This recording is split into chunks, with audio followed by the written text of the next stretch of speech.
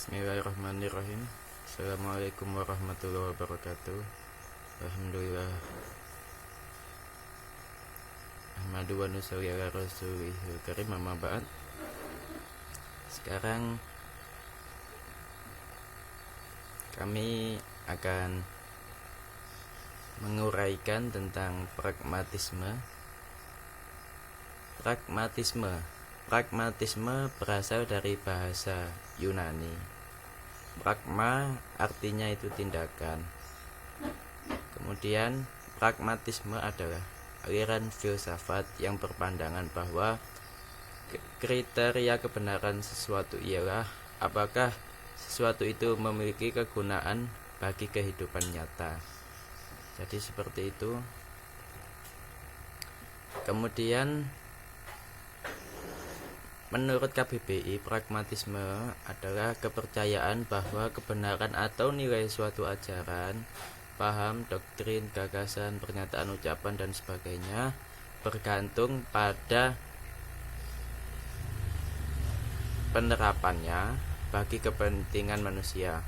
Paham yang menyatakan bahwa segala sesuatu tidak tetap, melainkan tumbuh dan berubah terus. Kemudian pandangan yang memberikan penjelasan yang berguna tentang suatu permasalahan dengan melihat sebab akibat berdasarkan kenyataan untuk tujuan praktis. Jadi seperti itu.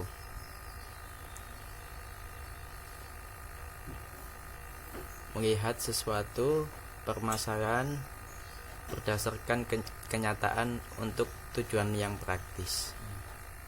Kurang lebihnya seperti itu pragmatisme. Kemudian ada tokoh-tokoh pragmatisme. Saya menyebutkan dua saja, yakni Charles Sandri Peirce dan William James. Charles Sandri Peirce adalah tokoh sentral aliran filsafat pragmatisme. Kemudian ada istilah Peircean untuk menyebut pemikir pragmatisme Peirce, untuk membedakan pandangan-pandangannya daripada pragmatis lainnya.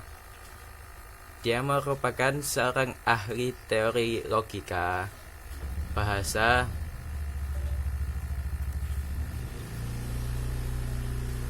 kemudian matematika. Peirce menjadikan teori pragmatisme untuk mencari sekaligus mendatangkan kebenaran. Kemudian William James, tokoh pragmatisme selanjutnya itu William James. Beliau lahir di New York. Menurut beliau, dunia tidak dapat diterangkan dengan berpangkal pada satu asas saja. Dunia terdiri dari banyak hal yang saling bertentangan. Tentang kepercayaan agama dikatakan sepanjang kepercayaan itu memberikan kepadanya suatu hiburan rohani, penguatan keberanian hidup, perasaan damai, keamanan, dan sebagainya.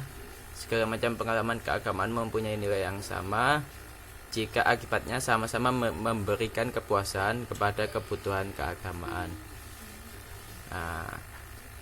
Perkembangan pragmatisme masuk dalam tipologi untuk menilai suatu kebenaran, sehingga dalam filsafat pragmatisme dikategorikan sebagai teori kebenaran. Ukurannya yaitu ketika kebenaran bersifat fungsional dalam kehidupan praktis. Dalam konsepnya, pragmatisme menyatakan ukuran kebenaran diuji melalui dapat tidaknya dilaksanakan dan direalisasikan untuk membawa dampak positif,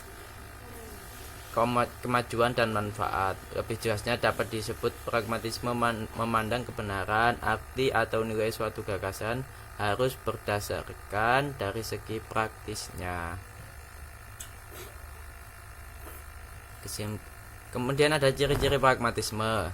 Ciri-cirinya memusatkan perhatian pada hal-hal dan jangkauan pengalaman indera manusia.